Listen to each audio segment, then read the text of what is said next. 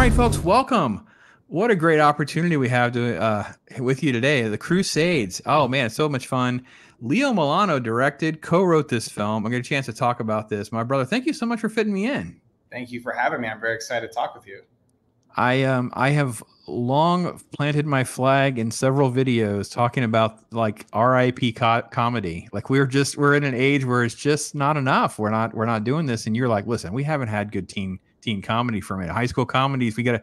So there you are. You're out there doing your thing, and I can commend you for that. So talk a little bit about your background before we get to the film itself. Like, what was the journey of Leo to get to this point? Yeah, it's pretty wild. I mean, all in, it's probably close to a 12-year journey at this point.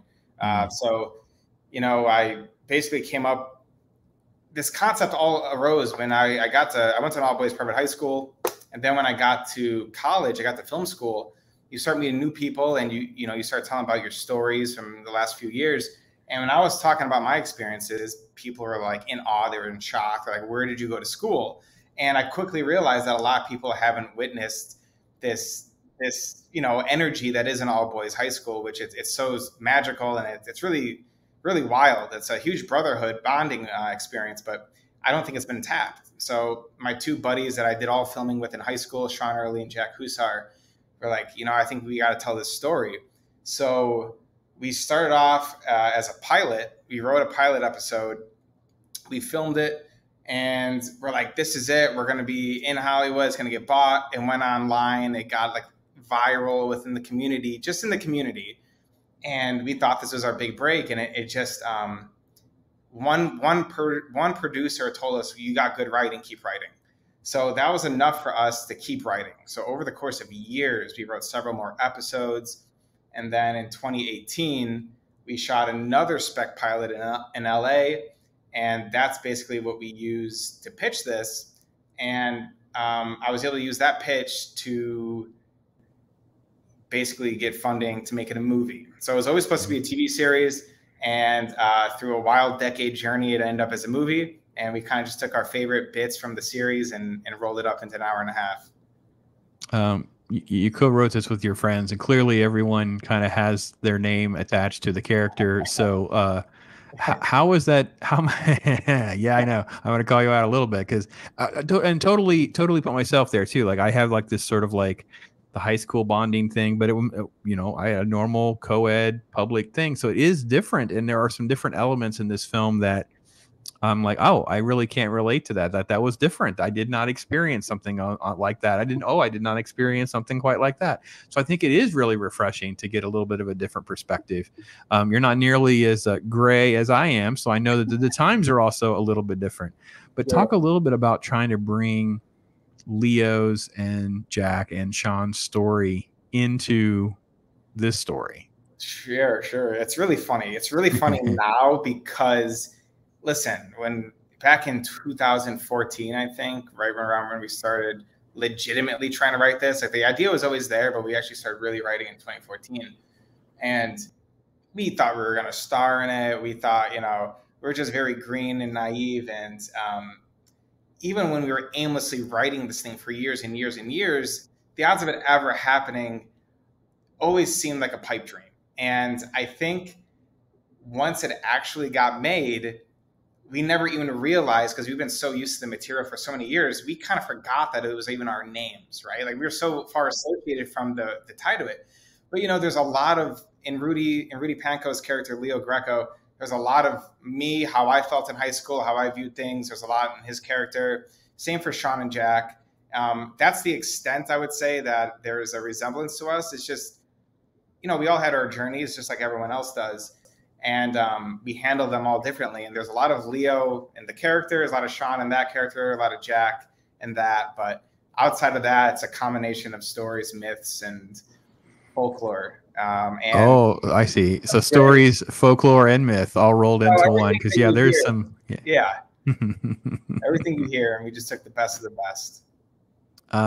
Okay, so as you sort of move through this, I know that you also landed Nicholas Turturro, which as the coach, he's just crazy in every scene. But that also helped you sort of like connect and be able to recruit Rudy or get the script in front of Rudy, right? So talk a little bit about that story. So Nick, when I was talking about, we did that spec pilot in 2018. I met Nick Turturro's son, Nick Turturro as well, the third, Nick, and you know, we hit it off. He went to an all boys school too. I told him about this, and I got to know the family real well. And you know, when I was speaking with Big Nick Turturro, he you know, he really liked it, and he's like, I'll be a part of this. And so we brought him on as an executive producer as well as an actor, and he was, you know, probably the first legit actor we casted, we attached to this thing.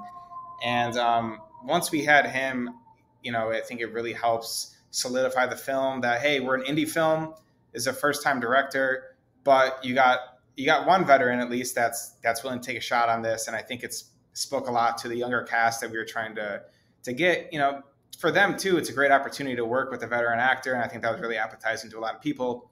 And you know, then we led to Mike Starr too, so we were able to get a couple nice seasoned actors that could help lead the set. And I think about it a lot when it comes to high school movies.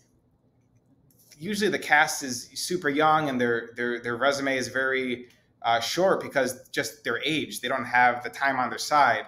So it was really important for me when, you know, we got Mike and Nick in this to like solidify, okay, we got some veterans in this thing. They're going to root this film, and everyone else, we can grow from it. Yeah, I mean, you really ended up with just, you know, a great cast. Obviously, we mentioned Rudy Pankow, and then Khalil Everage from Shooting Stars and Beats, and Cobra Kai. Yeah.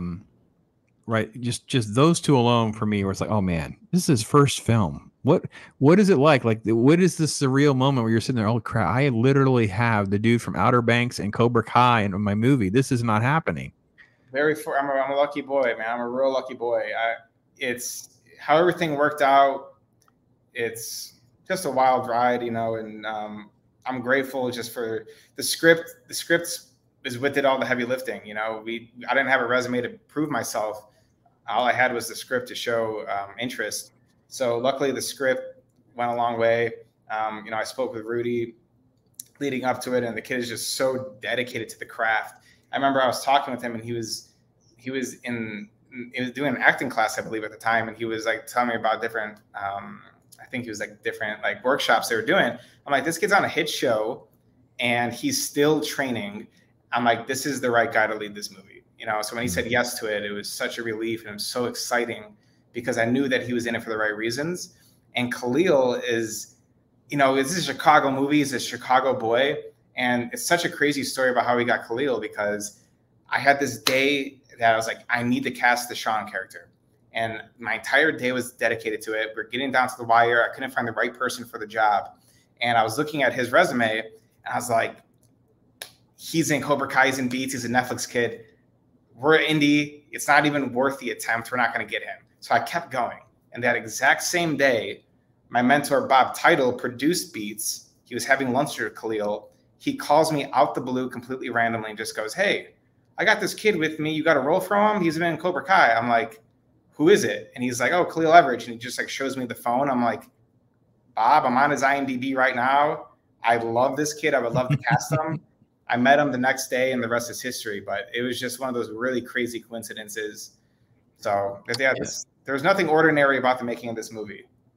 And I did watch the movie, folks. You know, we'll definitely talk through, try to make sure you know how to connect to it and find it for yourself. But I would not want to take this as a way to demean the rest of the cast or anything like that. These two young men really carry the film. It's their bonding that happens on and off through several different elements, I think, because they're both dealing with a struggle and an affection for a woman or a female in completely different ways, completely different approaches. It kind of puts them in odds at some points. It makes them bond in other ways.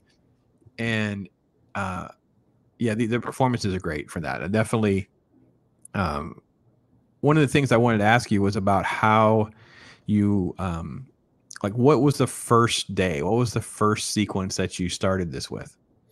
First thing opening up was Khalil and Indiana Massara are pulling up to the high school. It's outside the school. She's dropping them off. It's early in the morning, early in the film, I think within the first 10 minutes. And luckily, our first shot of the whole entire production was just a nice big wide shot.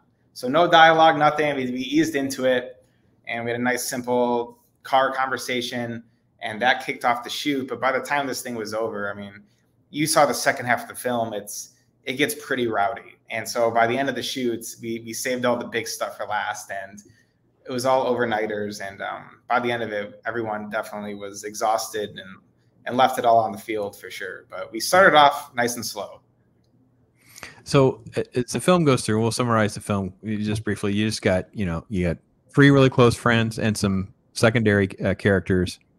And, one's got more of a serious girlfriend. One is fawning over a teacher. One is basically a miscreant. I mean, he's getting into fights. He's drinking. He's whatever, right? And the school is going to be forced to do, because of financial reasons, these 2 schools are going to come together and have this merger. And they're basically a school full of like alpha males that's going to basically put all these guys in the shadow to pursue females and relationships. So that's sort of beyond their controls. But what is in their control is let's have a nice party weekend. Let's make the best of the situations. We'll kind of deal with that when the sun comes up, and we'll just figure it out there. They don't waste any screen time dealing with like parents and who's out when and where. We don't deal with any of that. It's totally almost like I kept thinking like road film. Like it's just them on a journey of this event, and it's like it takes place over a fair amount of time, but it's not. We don't waste time going to, we're going to spend the night at Rudy's house tonight. No, make sure your parents are, it's never like, we just don't do that. There's on this journey bouncing around from different parties and different events and things like that. Is that pretty much the structure of how the story kind of was all along, or was there a little bit more nuance to it than that? No, honestly, there's very little we cut from the script. We basically shot what was scripted, and it almost came out exactly like the script. And that was funny because that was one of the first things Rudy and I talked about after we saw the film for the first time, was like how close to the script it was. And I think it was important for us. We wanted just to be about the 3 boys and over the course of this weekend. And we were like, it would be really fun to see their home lives. So we see it in a montage when they're getting ready for the dance. We get a few seconds of it, and you can tell they live all 3 very different lives. And that was enough for me personally, just to, we're going to keep this world on the streets, in the parties, at the dances. This world, it takes place on the weekend, and it's only about the 3 boys. Everyone else, is helping us get there.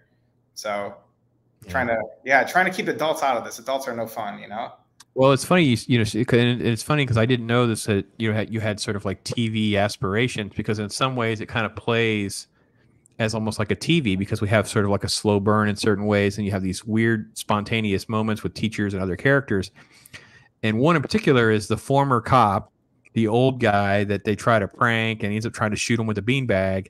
And this is like a nice callback later on in the film. We kind of go back to that. And I thought to myself, it's like, if we had more time, it doesn't work. It's not done improperly. But if we had more time, like a TV show, there would be gags. This guy never wears pants. What is with this old guy? It's like we'd have gags that kind of play up. These characters would evolve into taking more of a life on themselves. It would just take too much. That's the kind of stuff Hollywood's been doing. They've been adding that fluff in there we don't need. This film actually stays really, really lean in that regard. I really have to be honest too, and I am sorry I don't have my notes. I didn't write her name down.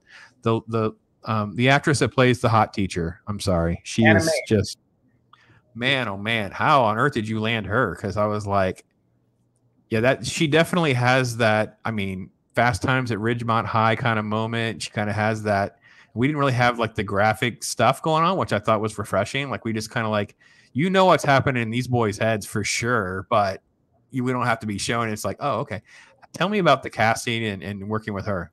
I appreciate you saying all that, because that's something that growing up, it was always awkward when you had to watch like an R-rated film with your parents, and I never wanted to make that movie. Of course, this film definitely has its R-rated moments, but I try to keep it as clean as I could, because this is still high school at the end of the day.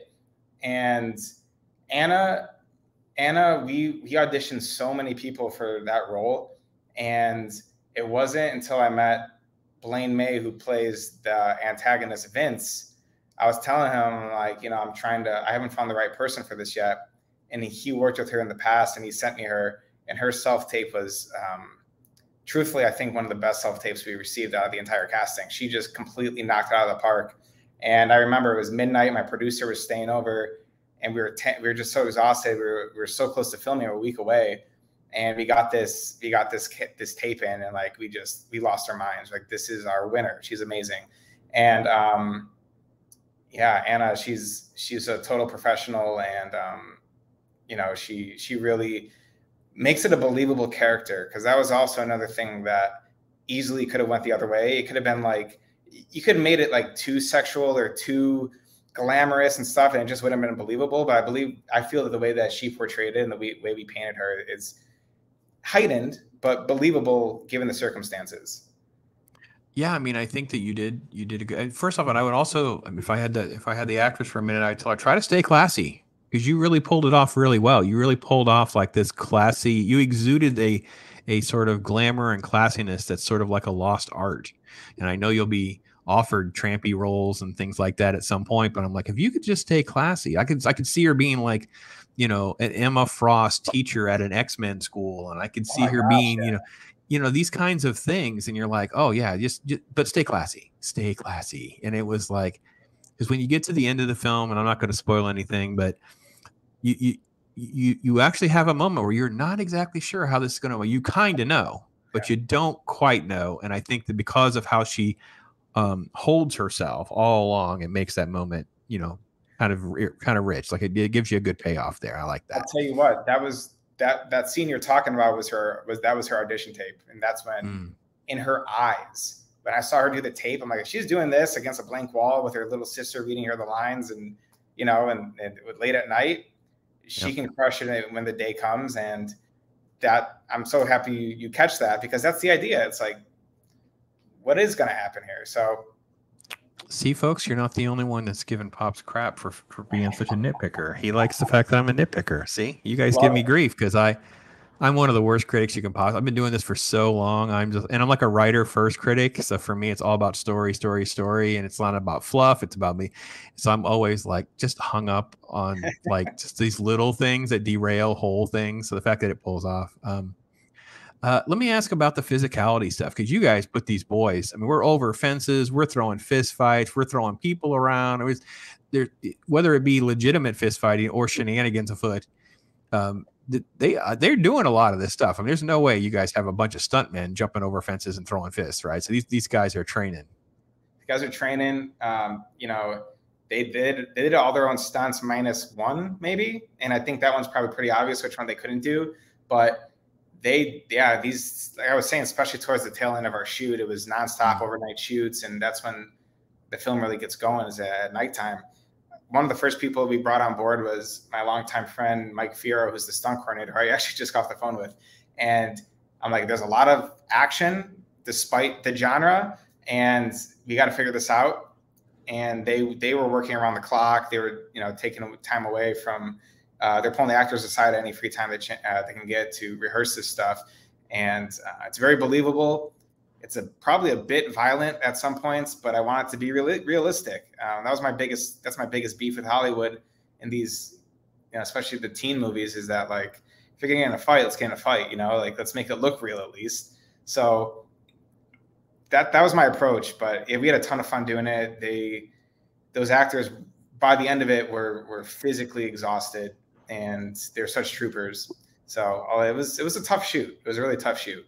Yeah, you went there with a lot of stuff, and it was interesting to see how much time has changed, right? Because, you know, for us, it was the term narc, right? You wouldn't want to narc out. It would be worse doing that than it would be just taking the beating or whatever. Yeah. Now it's almost like everyone would just call the cops. The parents would call the cops. It's like you came home with a scratch for your face.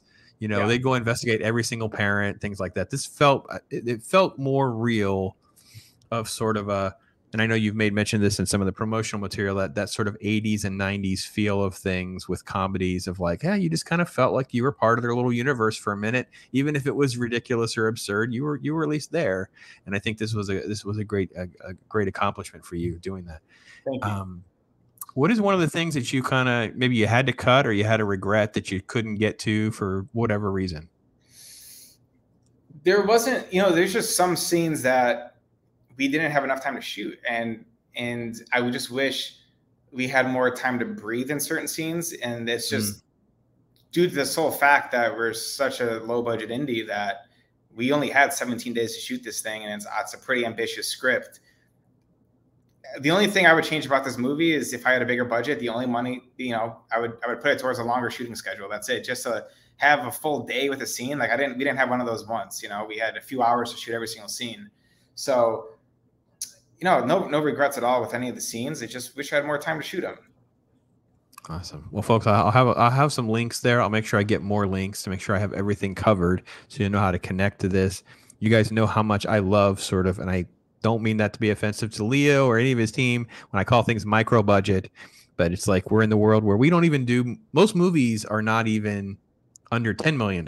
So anything that's, you know, and like, I don't know if you saw it or not this year, there's a foreign film called Sisu. It's like a 90s action film that was made for like 6 million euros. And it is, imagine John Wick and Mad Max directed by Tarantino set in World War II with an Uber Chad. It is insane for 6 million, for 6 million euros. It's going to knock your socks off. It's called Sisu, Sisu. It's I don't want to say best film of the movie a year, because I don't mean that as a critic. I just mean like, just if you like action type shit, it's so rewatchable. It's insane. Again, 90 minutes. It's so compact, you know. What were you going to say? No, I love that. Get in, get out, have a good time, enjoy the ride, and no hard feelings. Just watch the movie and enjoy it. You know, like that's how I'm take it for what it is. I mean, there's a time and a place for, you know, an epic film, a time and a place for a heavier biopic and things like that. But we've kind of cross genre and conflated some things. And your press really goes into a lot of those sort of like teen comedy, high school comedy type films, that kind of thing. What are some of your favorites? Oh man, I mean, I'm a big John Hughes fan. I grew up on that, and he's a big inspiration. You do not look old enough to say that you grew up on John Hughes. That just seems so awkwardly inappropriate for me to hear you say that. But okay, I got you. You know, he grew up in it. Well, he's a Chicago guy, so I always looked up to him because I'm a Chicago boy, and I was able to bring this production to Chicago. I was able to bring the premiere here. So grateful and lucky. That was my biggest accomplishment as far as I feel that this whole thing goes. And he was always able to do that throughout his whole career, and I always looked up to him for that. But I mean, Superbad's a classic. Superbad, I can go years without watching that, and I'll turn it on. I'll literally just think it's the funniest thing ever. I've seen like everything out there. I really like the really dramatic stuff. Like my guilty pleasures is like Riverdale and like the Sabrina on Netflix. Not that like I necessarily I'm watching it for their plot lines and stuff, but the way they shot those shows, I was like, this is really interesting, dramatic tones. And if you noticed, we shot the movie pretty dramatic, and that's where a lot of that inspiration comes from. Yeah, I wouldn't want it to mean to be offensive to call it a bit of a dramedy, but it's not necessarily a comedy in the same vein as like a Superbad, because it doesn't get as outrageous as like, you know, the Superbad / Hangover type genre become.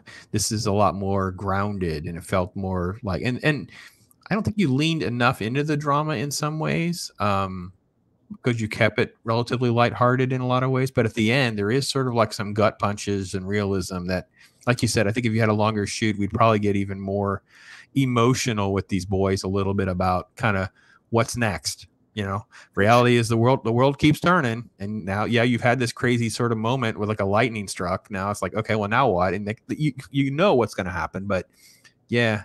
So it's a little bit of dramedy there. Yeah. It was a line. It really was a line. That was a really tough line to walk, especially when we're filming it. By the second half of the shoot, I'm like, I don't know if we're filming a comedy anymore. And luckily in the edit, there's more of a balance than I could realize in the moment. But my goal going into it was with my cinematographer, Dylan Schneider. We were talking from day one that this is a comedy and we're going to shoot it like a drama because high school is dramatic, and I wanted to shoot it from a high schooler's mindset. It's like, when I look back at high school, I loved it, time of my life, over the top dramatic for no reason. So that's how I wanted to make it, you know? Everything was a crisis. Everything was a crisis. Everything. Yeah. At the end of the world. It's always the end of the world for no reason. You know, everything was life or death. And I think that's really funny in itself. The entire idea. When Sean and his girl tell each other how they love each other, I actually laughed out loud. because I just kind of had exactly what you said, that high school, I love you too. I'm like, oh God, that's so ridiculous. I mean, I didn't laugh like mockingly. I laughed because yes, I've been there too. Was Yep. there too. Like it's just, yeah, it's the love of your life. How could you possibly be apart from one another? It's like yeah, everything is dramatic. Yeah. That's the thing too that I'm really happy with. That I feel like whether you're currently in high school or you're 60 years old, 70 years old, I feel like there's something in it that's relatable or nostalgic for everyone. And we didn't really try to make it like a 2023 modern day like tech savvy environment. Just Yeah, I meant to ask you that. Like, when is it? Because I'm not sure exactly when it said. It didn't feel 2023. It may have felt like 2010. I'm not sure. It didn't feel old enough to be 80s or 90s. Because there's definitely a cell phone scene. I think if we lost the cell phone scene, we could have had even more ambiguity about how old the film could be. It could have been set a little bit older, with maybe just the costumes would have given away at least a little bit of that. But yeah, other than the cell phone and maybe some dress code, I'm not sure when this film was set. It's sort of kind of ambiguous. that's exactly where I want it to be. Real ambiguous. And I think I tried to avoid cell phones at all costs. And I think maybe you saw it 2 or 3 times in the whole movie. Everything's, like I said, made it from my memory of high school. I graduated in 2010, so you're pretty spot on about the inspiration for that. But I did pretty good there. It could be any time, whatever time feels like high school to you. Well, yeah. Well, it's a lot longer for me, brother. But okay, I got you. So you got to shoot. I think you went to Notre Dame, right? Correct. Niles, Illinois. So you get to do a little filming over there. That was a dream come true. So that's where I went to high school, and I had the best 4 years of my life there. And I when we were doing this whole process, if I had one wish out of it all, it would be to film there. And luckily, the president, Shea Boyle, he was my first phone call when we got funding for the film. I said, listen, I got to fly everyone in. Like, this isn't necessarily like a convenience thing. It's that I want, this is, when I tell the story, this is the image in my head that I remember. And this is the environment that I'm trying to sell, and it would mean the world to have it there. So, we filmed it there, and it was one of my favorite moments that I was able to accomplish so far in my career. It was really important for me, and to have the community support me, it meant a lot. So that's huge, and I hope that it's well received in the community. And but it was a dream come true to film it there. So I'm so grateful to all of them for allowing us. Well, it's the idea of filming, on locations like that. You're filming in people's houses, obviously. I mean, there's little things like that. They're jumping over some guy's fence. I mean, it wasn't like a back lot. I mean, you clearly are like, oh wait, that trash can is in this shot. We can't do this scene like that. I mean, I can just feel the production vibes in my head when I was watching some of this stuff. What you must have gone through. It's like, oh yeah, that's not going to work. Dogs barking. Hang on. We're down and dirty. Yeah, we were down and dirty big time. Yeah, that's awesome. It's awesome. What is so talk a little bit about the premiere, how things are going to roll out for you over the next week, 10 days from when this is being recorded, and then kind of like how folks can find out information. Sure. Get the film and that kind of thing. Yeah, so real exciting times right now. A lot of us are doing a lot of talks and getting the word out there. Our main hub right now for information is the Crusades Instagram page at the Crusades Film, and that's where we're funneling a lot of our information through. We've got a nice little community in there, a really solid, loyal fan base from what I could tell. And so our premiere is in Chicago the day before it releases, and then it's available throughout the country July 7th. It'll be in select theaters. One thing and digital as well, so Apple, Amazon, Xfinity, Vudu. But one thing I'm also really excited about is that we got it into the theater from right by the high school, right near, basically my hometown where I grew up over there, and the Pickwick Theater. So we're super excited about that, to be able to get it into a space that the community can come and actually see it. And yeah, we couldn't be more excited. So we know the cast is excited, and everyone on my side is just through the roof that it's happening. Like I said, a 12-year journey, and it's all coming to a head next week. So pretty wild, and just counting my blessings over here. What would June 23 Leo say if he could go back? I got a DeLorean out back. We're going to do a little time hop here. We can't go very far. like a year ago, what would you go in the room and tell your old Leo and old, tell Sean and Jack, maybe like you're still doing some rewrites, maybe you're going into pitch meetings, whatever. What's some of the word of advice or something you just like tell yourself and others? I would say is I'll go back to 18-year-old Leo even. 18-year-old Leo had this very crazy, probably delusional look on the industry and my goals at the time. And this journey was so incredibly difficult every step of the way. I mean, even it's never ending, right? And throughout my late 20s, I was like, man, I don't know how 18-year-old Leo would feel about this. Like, we had all these plans, like, why is this taking so long? Why aren't these things panning out? And here we are now, 31 years old. I would tell myself, if I can go meet 18-year-old Leo, that you're doing everything right. Stay on the path.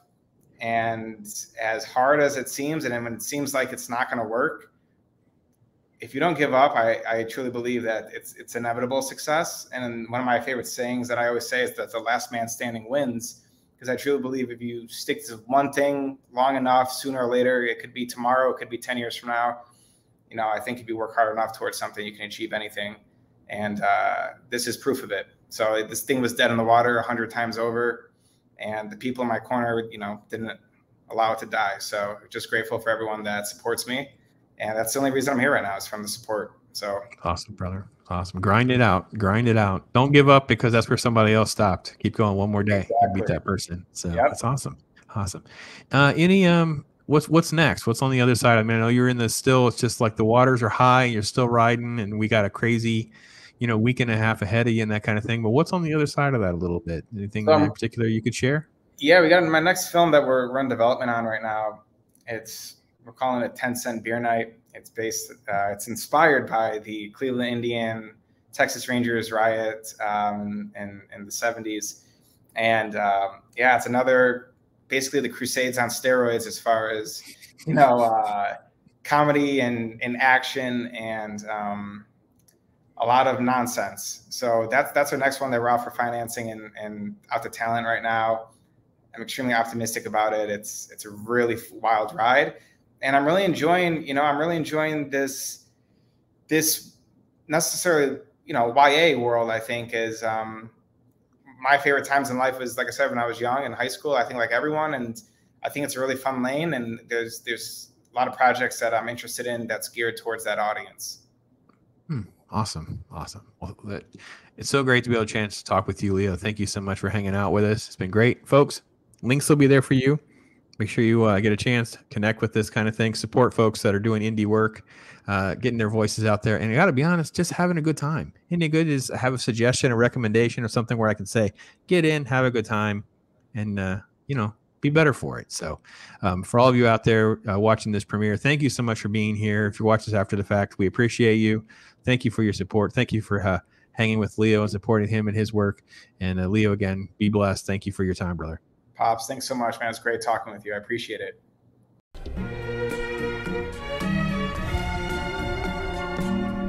Yeah. Right.